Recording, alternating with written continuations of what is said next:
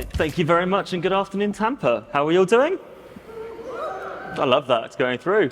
So, thank you very much for turning up to the AI Futures panel. As this is becoming a little bit of a routine among Civo Navigate events, we've brought along some of our industry experts, ranging from across different use cases, some customer-facing, some technical. But what we hope to do here is help demystify some of the big, scary concepts around machine learning, help explain what we think some of the value is. We'll stage a few questions as we go through and dig into some of the most relevant topics that I've dragged out of the news from the last few weeks. And then towards the end of that, we'll open it up to you guys. So keep in mind any questions. You have some great opportunities here to get them answered by some of the best experts in the industry. Let's start with a little bit of an introduction. So I'm, as mentioned, Josh from Civo. I've got a background in machine learning, both in implementation and infrastructure. I'm really passionate about where we think we can see machine learning going in the future. And I think alongside that, demystifying and breaking down these concepts, they can be understandable and democratized across what people are doing. Brandon, do you want to start? Yeah, thanks. Hey, everybody. Welcome to Tampa. My name is Brandon. I am head of AI at a consulting company called Concurrency. We're based out of Milwaukee, but I live here in Tampa. I've been doing applied math and AI for 10 years. I'd like to say before it was cool, but I feel like it's been cool the whole time. So I'm fortunate in that way, but it's great to meet everybody. James? So my name's James Gress. I work for Accenture. I've been working out of Accenture, or with Accenture for 23 years right here in the Tampa Bay area. And I am currently the emerging tech lead for our North America Advanced Technology Centers. Fantastic. And last but not least, Cate? Yeah, great. Thanks, Josh. Cate Gutowski. I'm the CEO of Quantus.ai, which is, we're proud to be one of the top 10% of startups. We've been around 5 years, 100% self-funded. We've been like tripling in growth every year. And we serve customers in the beverage industry. So we've got an AI machine learning based platform called Pocket Factory. And we really exist, our purpose is to empower everyone. So we exist to empower the front lines with real-time data in the flow of work. Fantastic. Yeah. So I think to start out, let's look back a little bit. We were on stage here roughly this time last year, about a year ago. The big news that came onto the scene was GitHub Copilot. And we were talking about how that's going to maximize developer productivity and what that would look like coming through. I think to review that, actually what's become really interesting is we've taken a step away from that GitHub Copilot type format and tools like SWE Bench and Auto Code Rover, which instead of being at the fingertips of developers at an IDE, it's actually responding live to GitHub issues that people post online, understanding the context of that, pulling feature branches, submitting code, and then having that reviewed by other engineers. So actually, we've seemed to have come a really long way from actually augmenting to almost automating what developers are currently doing. I think it'd be really interesting to get a viewpoint on that. Brandon, do you want to talk about where you're seeing that trend going? Yeah, so it doesn't feel too dissimilar from what always happens to means of production, right? They do get embedded in commoditized utility-like services, right? And that's what's happening with software engineering and other sort of technical activities.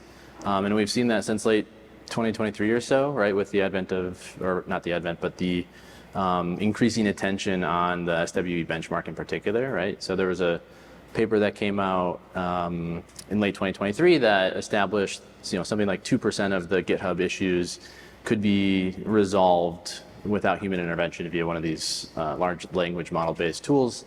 And 2%, nobody's really getting worried about that. And then it's really been in the last year or so that's moved from 2% to 22%.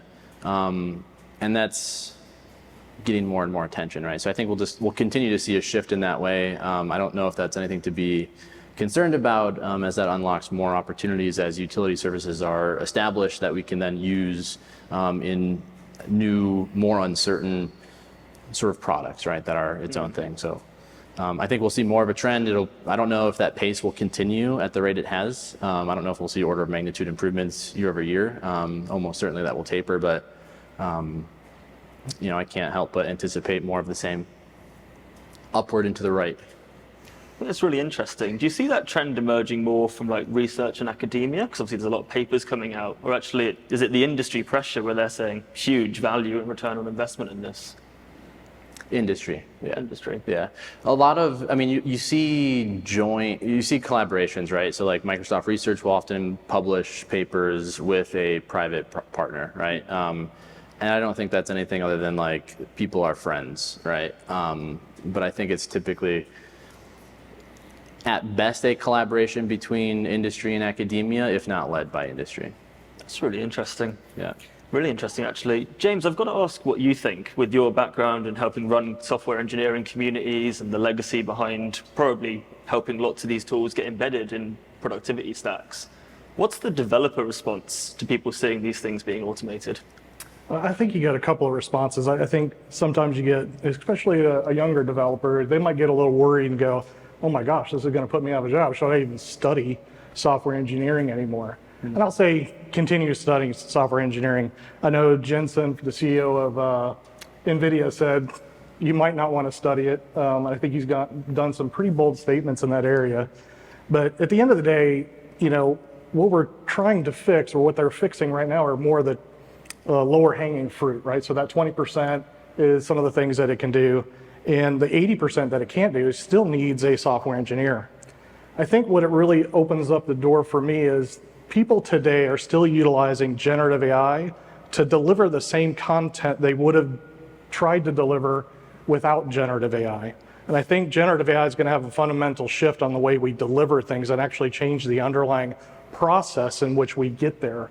So I think tools like this and projects like this, where I can just point something to a GitHub repo and point it at the issues and have it auto-resolve things to a point where it's going all the way up and creating the pull request, so that all I have to do is review it as a subject matter expert or a code reviewer and say, hey, I agree or not agree with this particular solution. I think we'll have the seeds to be able to start us looking at how do we change the fundamental process to be able to really grab hold of this technology that's rolling out. So I really think it's a pivotal change for us. That's actually really interesting. And I remember people talking about self-driving cars, saying no one's going to learn to drive in 10 years. And I still think driving instructors are still in business. So it's interesting to see where that goes. And I think the trend will emerge as it emerges. Cate, I think seeing at the helm of a lot of the consulting opportunities you've been at, where do you see this changing some of the employment market and actually what clients are going to expect as outcomes? Yeah, it's really interesting, Josh. I think, you know, when I think about like the future of the software development industry, I think about, you know, the impact of these tools is that there's this incredible democratization, right? And, you know, access is really opening up. And when I think about the work we're doing, we work with a lot of like Fortune 500 food and beverage customers, you know, the Coca-Colas, the Nestle's.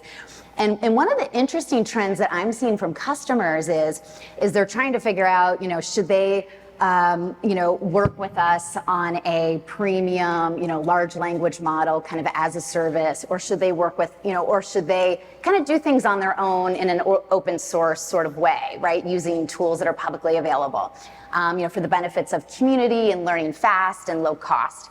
And what I think is really interesting is we've just had 2 customers in the last like probably 60 days say to us, there's a part of my business that I want to exit. And so what I'm going to do is I'm going to be purposeful about the smartest way to learn. And I'm going to invest concurrently in 2 things. I want to invest with you, Quantis, you know, to build, you know, let's do the premium large language model as a service. And then at the same time, I'm also going to have my team, you know, play on the open source, right, on ChatGPT-4, what have you. And then when they go to divest that, you know, that asset or that business, they actually think they can get a premium for it because they've done this work. And then they're doing it for the benefit of, you know, figuring out what is the right model for them long term. So I thought that was really, really interesting, very creative. So. That's really interesting, actually. And there's almost some similarities between some of the old in-source versus outsourced software engineering practices, right? Right, yeah. Even companies that outsourced a lot of their software engineering dev would have some of that in-house still. And maybe you pick and choose which frontiers to take in, own, develop the intellectual property. Maybe some things just aren't worth your time chasing after to get there. Yeah. I think to follow that up, what becomes really interesting is a lot of the large language models that seem to code the best, and things like Wizard LM, some of the new Mixtral releases coming through are actually open source models. And it seems that GPT-4 is losing a little bit of its footing when it comes down to best practices in coding. I'd love to pick on some of the mentality here that we've got around, is the future of fully efficient models going to be a collaborative effort amongst everyone in open source? Or is it actually going to be an industry effort where someone's offering these things in a software as a service? James, I'd love to pick on you first. You spend a lot of time with open source generative AI people. What do you think? So the question around whether to use a SaaS type service or a local in-house? Open source, yeah. Yeah. So I think that really goes back, it's a fairly simple answer on like whether you want to use a cloud or on-prem, right? Fundamentally, I think where it changes a little bit is whenever you're using something like OpenAI and you're starting to create applications that are going to go against OpenAI, you have to like plan for a very the word's not coming up, but the fact that your API could change. So your results could fundamentally change as they come back. So a question that you may have asked it within your program could have a vastly different answer than it did, the time before. And I'm not talking about like the non-deterministic answers. I mean, I'm not talking like the point it's not going to answer. So we all know that Google recently shut down their imaging software because they were pushing some content out there they didn't care for. So you can imagine if I had software that was relying on a SaaS service, and all of a sudden they decided that, the jailbreak came out and they got to shut their service down, that's going to shut your service down too, right? So I would consider that when using a open source or a SaaS type service. There are some advantages to doing some on-prem or open source where you can host it yourself. You can get some degree of consistency there, knowing that, hey, this model is going to perform kind of the same way it did until I go out and change it myself later. So I think people are going to have those kinds of considerations as we go forward.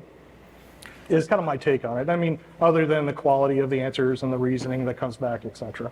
I think you actually picked up on some really interesting points there around dependency. Do you want to have a dependency on these external organizations? And actually, I think, Cate, I'd love to know what your clients think about sending their data to ChatGPT, particularly proprietary data, right? Yeah, no, that's exactly right, and that's why I mentioned earlier, that the reason why they want to, experiment in areas they're going to divest is for that exact reason.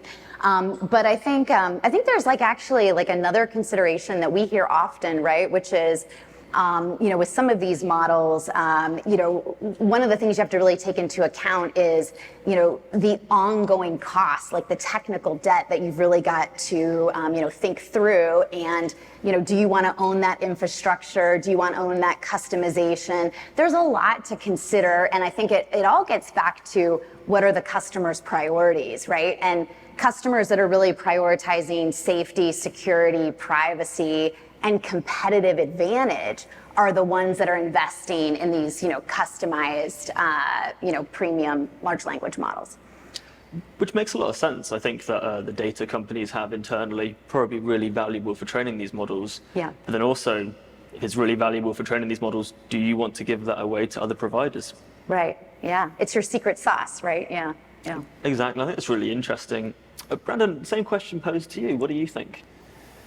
Yeah, so it feels like there are a couple things up in the air regarding what's going to happen with the decentralization or centralization of these technologies. I hate to use an argument of historical precedent, but I don't really see how it would be anything other than decentralization. There could be a case for sort of asymptotic centralization which isn't like a monopoly, right? You have maybe twice as many or 3 times as many providers as there are now, right? But there are limits to that. And there are going to be limits because the reasoning capability of these large language models is what's useful, right? Organizations then want to customize them and extend their knowledge bases with their own proprietary data, which can happen whether or not that reasoning ability is a utility provided in 3 or 30 providers, right? It's still not going to be the competitive advantage. It's the inputs that are useful. That is the company's data. So that's sort of where I see it going. I do think right now we're it was brought up, I forget by whom, there is some inertia going from these companies that are productizing it right now to developing platforms that continue to centralize, in part because the products are more profitable than the utilities, right? So there's always going to be inertia there. You saw that with cloud computing, and you're going to see it here too. What happens though is, or like the counterbalance of that is open source, right? And that's how competitors goad their competitors into moving into utility market share, right? It's by open sourcing stuff, and it makes everything more competitive and cheaper. And I think that's what's going to happen here. That's why Meta is sort of leading the charge on that with Llama and so on. So I just think more of that will happen. Really good point there, right? Which is, I think, rising tide floats all ships with open source models. And actually, some of those advancements that seem to be coming across uplift other closed source models that happen at the same time. I think a point Cate brought up was actually being invested in closed source models and open source models alongside each other. And James, I guess, Accenture seems to have a process on actually making sure that they can evaluate and look at the benefits of both. So I think would we all agree that it's too early to call and we should keep our eyes open on the horizon? Yes, I'm not going to make any predictions. I don't know. I mean, I look, like when I look in the future, I'm really bullish on agents, right? As a way to kind of accelerate learning and accelerate the innovation. I've been really surprised as I work with our engineering teams to see how, the combination of an agent and, ChatGPT. So when I look at ChatGPT 3.5 reliability, right, you're looking at like 48%. As you move into ChatGPT, it's at 64%. But combining ChatGPT 3.5 and an agent actually just got us to 75%. And it's just, and that's better than ChatGPT 4. So I think, like, when I look at the future, I just think it's happening so fast. And I don't think it's more about, can customers keep up?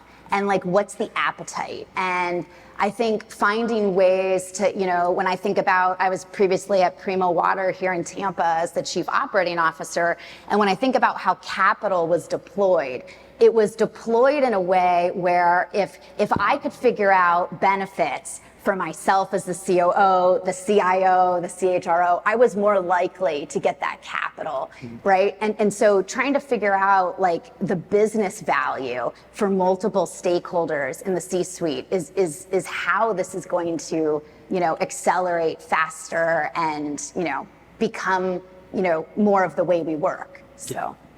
Completely agree. And I think a lot of that product positioning right now is being overhanged by risk. James mentioned about Google pulling some of the functionality of their large language model out. And I think actually the best de-risking I see at the moment in the industry is, don't quote Josh in court for this, but I think OpenAI will pay your legal fees if one of their large language model agents causes you to go to court. Yeah. So I think those are really interesting solutions to being able to solve large language model hallucination. And I think we're probably going to see more and more of this come together. The other example I see quite often is Hertz selling a car for $1, I think it was, along that. So agents, I think, will probably be the first productive use case that we'll see. But we've got a lot of guardrails we've got to break through before they can be really, truly effective. And that actually positions us, I think, really well to talk about limitations of large language models. I think what we've discussed a lot today is how fast these things are moving. This time last year, we're talking about how it suggested code for me to write, and we're currently in a point where actually I don't even need to open the IDE. It's gone to GitHub when my customers put an issue in, picked up and started to triage that issue automatically, albeit to a reasonable success rate. I think what we're seeing here is we're getting closer and closer to that human-type interaction that we're having with a large language model. I guess on the back of that, Brandon, where do you see this going on the in-between? We know that we need to get to a point where a large language model poses as a human. Where do you think the next step will be after where we are currently? Man, what a good question. I don't know. There's not an obvious answer to me.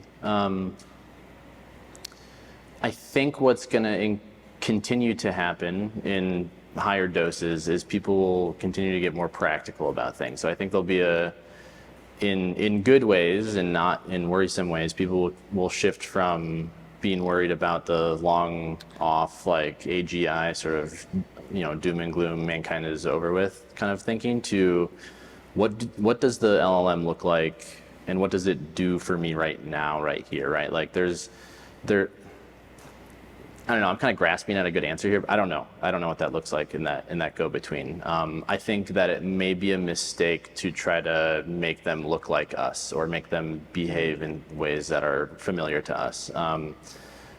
It doesn't seem like the right approach, or at least not the obvious approach. But again, I refrain from sort of making a sort of sweeping statement about what it's going to look like or what it could look like. My sense is that training these models to be cohesive but factually incorrect is not the way to go. And so I think there'll be a pivot from trying to build guardrails in terms of trust and safety. Basically, let's make sure that they don't hallucinate. There'll be a pivot from that to, well, let's just stop that from fundamentally happening in the first place. I feel like that's on the horizon, but I don't know for sure. I think that in itself is quite an interesting point, where there's this argument we're having right now is, does it need to be factual, or is it almost need to be personified? Like those two things could be competing in themselves. I think a good example of that is sentiment analysis research, where you only get to a certain degree of accuracy because you compare it to a human, and humans aren't great at understanding other humans' emotions 100% of the time. So I think there is a degree of variance here. James, what do you think's next for where we currently are with large language models on the journey to automation? Well, I definitely think it's with like agentic workflows or utilizing agents. And that is basically, and Andrew Ng, one of the deep learning experts, had a great analogy. He basically came out and said, trying to do these like large prompts, like these single shot prompts or even multi-shot prompts. And I think you were kind of quoting some of the statistics from that talk that he did, because you were talking about Michael, yeah. And essentially, like on these big mega prompts and trying to get a large language model to produce anything, it's like telling it to go ahead and write an essay, and here's a keyboard, and you can't use a backspace key. Now, most of us in this room could probably do something, but our degree of that quality of that document is going to be fairly limited. And I thought that was a great analogy, because by being able to use agents, so if you can imagine trying to write that same thing, but you had an agent that was like a source content or gatherer, a writer, a reviewer, and they're all able to somewhat kind of send messages back to themselves to really refine that article back, you're going to get a much better response, right? So the same way you would, as a person, like, hey, can you go proof my paper, right, and get some feedback, and then go back and be able to change it. It's like being able to use these teams of agents within your applications to be able to produce this content, rather than just trying to basically ask ChatGPT to write something without hitting the backspace. I think that's a really good point. I think it again calls it about accuracy. And this is the main blocker for adoption to market we're seeing right now, is can you rely on these things to be accurate? I saw a really good analogy recently, which is that we need to get the training loop similar to a human in order for it to act like a human. And the example they gave was the average number of hours for a human to learn to drive a car is 20. The average number of hours that you spend on a NVIDIA GPU to train a self-driving car algorithm still hasn't been reached. And I think that we're at the stage where actually it's training and adoption. I think the other interesting part of that is also access to data, right? It can only be as relevant or predict as accurately on the data it's been trained on. And as we start to march towards what we see as general intelligence, I think it's all going to be a data bottleneck. That's what we're really looking at. I guess with a lot of that data sitting in large companies, I guess what you're probably seeing, Cate, is that they're saying, hey, we can bring this and increase the accuracy of our models. How are companies starting in that paradigm? How are they starting to go, I've got this data, how do I make sure it's effectively being used in these use cases?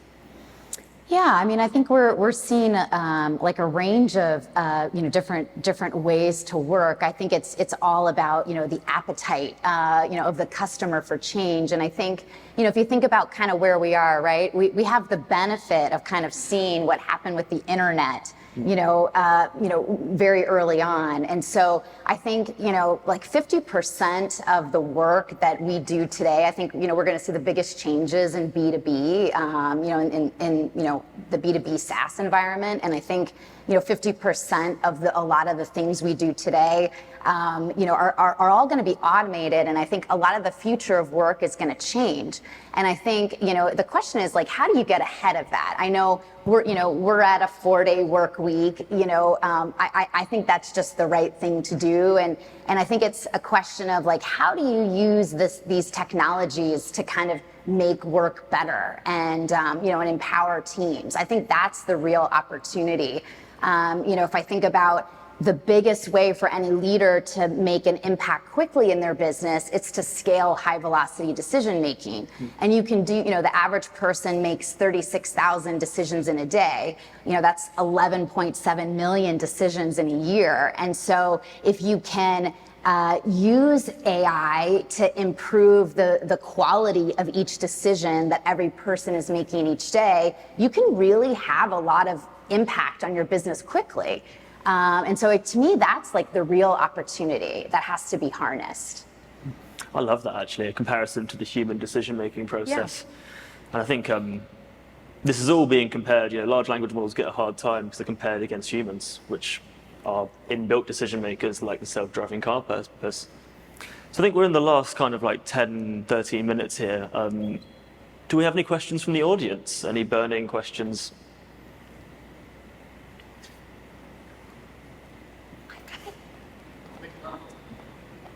No worries, I will jog to you. Are you worried about, you're talking about making the AIs more accurate and kind of perfect and stuff. But are you worried you're actually kind of making humans more robotic because we're kind of outsourcing our own mental processing, which isn't allowing us to flex those neurons so that we could, I'd like to just distribute the model a little bit more to where the AI is not just completely hijacking and it's the people allowed to think. And so, like, if it just gives an answer, it should give some educational context or some meaning behind it to allow for an understanding of the answer. And right now, people are just like, what should I tell my loved one that I don't care for anymore? And it's like, well, that's just a real throw a dart at a dartboard and it's sticking in a wall that's not even in your house at this point. And, it's just kind of a, there needs to be a middle ground, and it's sort of like, like the hybrid cloud model, It's not going to be one way or another, but, that in between, and there seems to be too much of it has to be this way or that. So are you worried about that trend, or any thoughts on that? I think that's a couple of really fascinating points there, right? One about, are these models influencing us as much as we're influencing them? But then also, do we take responsibility of making sure that they're cohesive? Brandon, I think you'd be best to answer. Yeah, that's a good question. And I agree that it is a bit of a false choice between only or kind of situation. One of the things that the automatic sort of doom and gloom like outlook creates in conversations like this is that sort of very intuitive, very understandable thought of like, well, isn't this going to kind of make us non-human or sort of unhuman? It's going to take us away from what we're really good at doing as social animals. And I don't know if that will be true. I think it's going to create a situation where what's prized is our humanness, right? So like let the bots be good at the bot stuff, and then as a result, they've got that handled. We can continue to be good at what we're good at, right? And as they encroach on our skill set, we'll adapt and things will be fine, right? It's not such a Malthusian trap of like, just because there is this constraint now, we're not going to be able to work and manage to it later, right? We're pretty ingenious creatures that way, and I think that's where I'd put my chips. That being said, though, I think what we've sort of circled around in a couple of these questions is the way that we treat AI isn't the same as how we treat humans, right? People tend to hold other people accountable to their intentions, but we hold machines accountable to their outcome. And I think that needs to be considered. And you see that in the self-driving car examples too, right? Like, self-driving cars are more reliable, but when they make a mistake, we scrutinize them way more. Understandably, I think that's the way it should be. But it is a fundamental different kind of approach, right? When a human is sort of on trial for having accidentally run somebody over, as unfortunate as that is, the intention there is not like that person, that driver was not trying to run that person over, right? So there's just a different kind of calculus involved in how we treat humans and machines, which I think is going to be a part of the conversation for sure. But great question.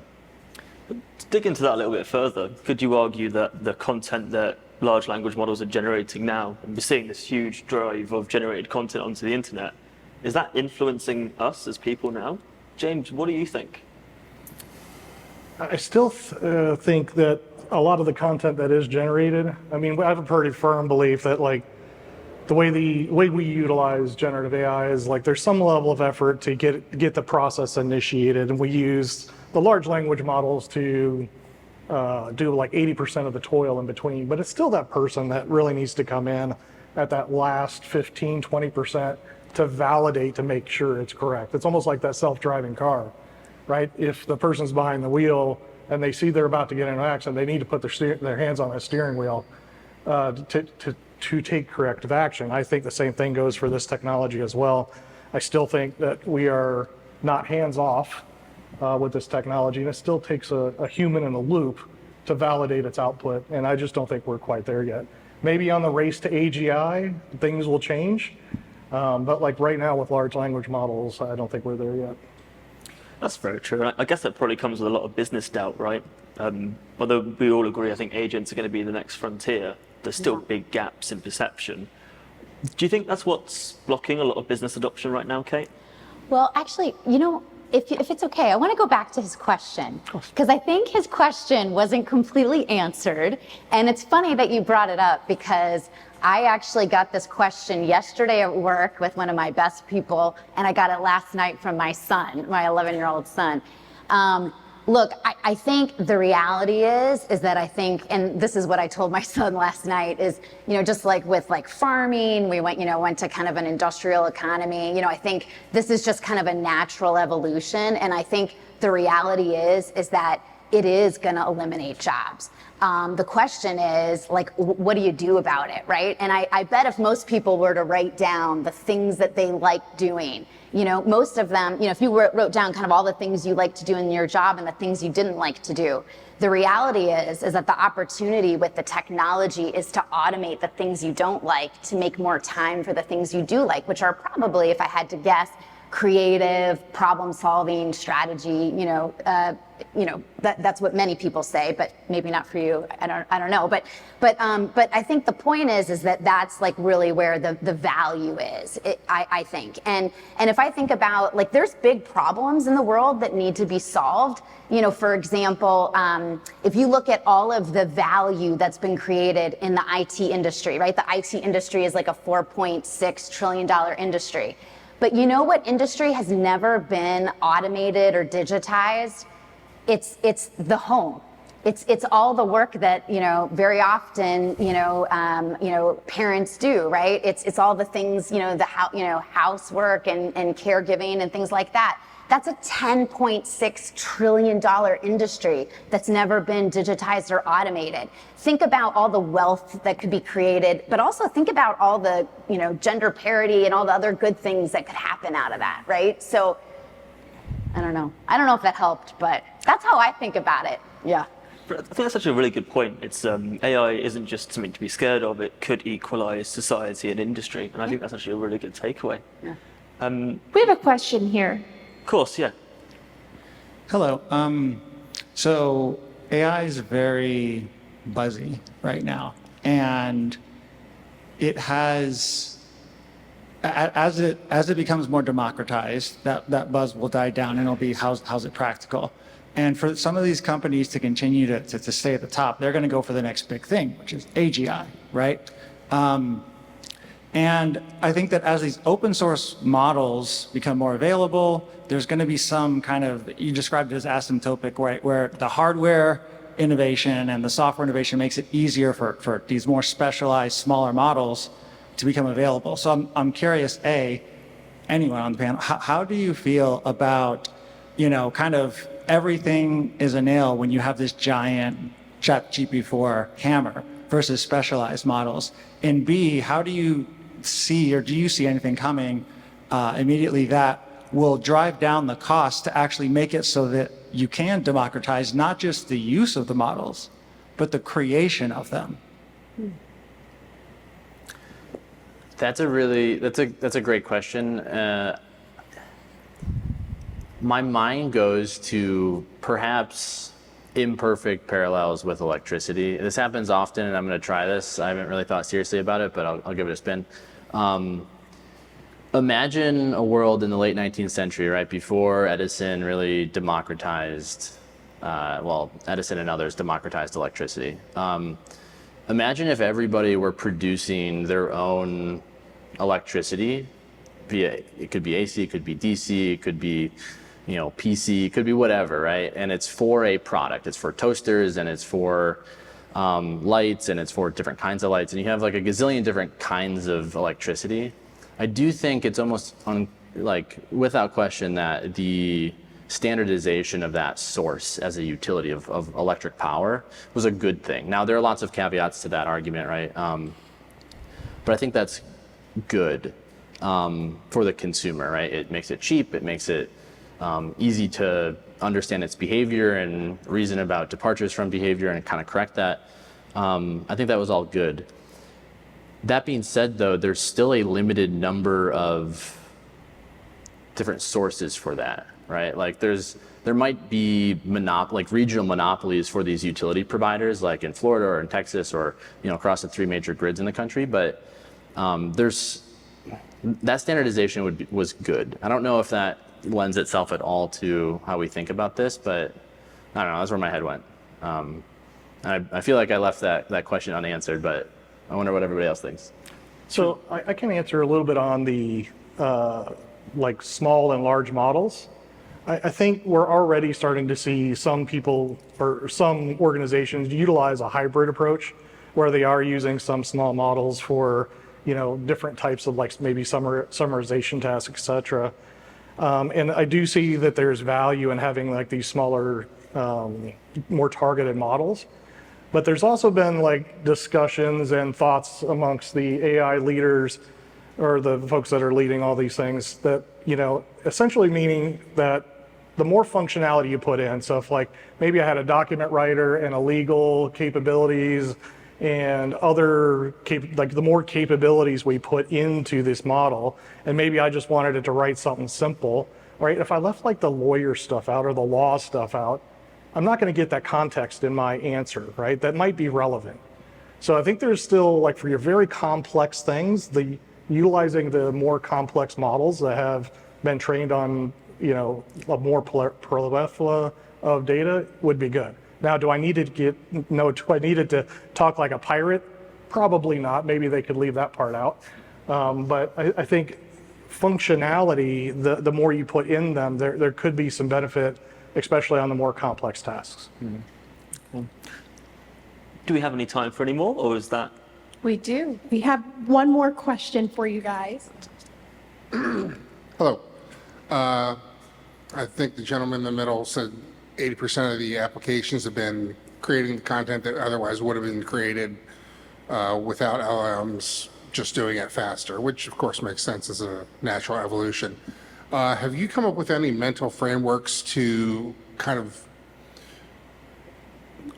work with the large language models or AI to generate novel and interesting solutions to problems which aren't just a regurgitation of what's been created before? Well, that's Brandon or myself? I think you're the one who said 80% was content, but who? Yeah, they're trying to get 80% of the toil out of the models. I don't know if I've really thought heavily on that, although I do sometimes forget to ask some of these models some complex things. Sometimes if I get a complex problem in my head and I'll start thinking through how am I even going to figure this out? Sometimes I honestly forget to go just even ask one of these large language models how they would go about doing that task.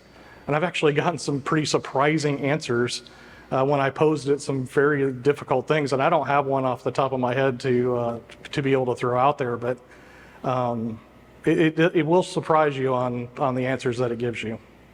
But I haven't really given it much more thought than what I just explained.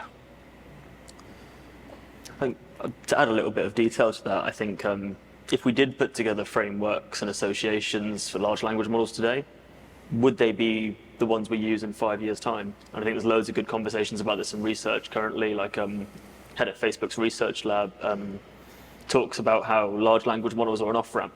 And actually auto-regressive decoding is probably something that we're looking at as a stepping stone for the next type of decision making. And these are all fundamental parts of the architecture that make up large language models. So I think there's, it's fair to say that there's not a rock solid implementation at the moment, and that's led to, I think, a little bit of uncertainty around frameworks, and thus why one of the big challenges is hallucination. Do we have time for another? Nope, so that's it. Just want to say thank you very much to a fantastic panel.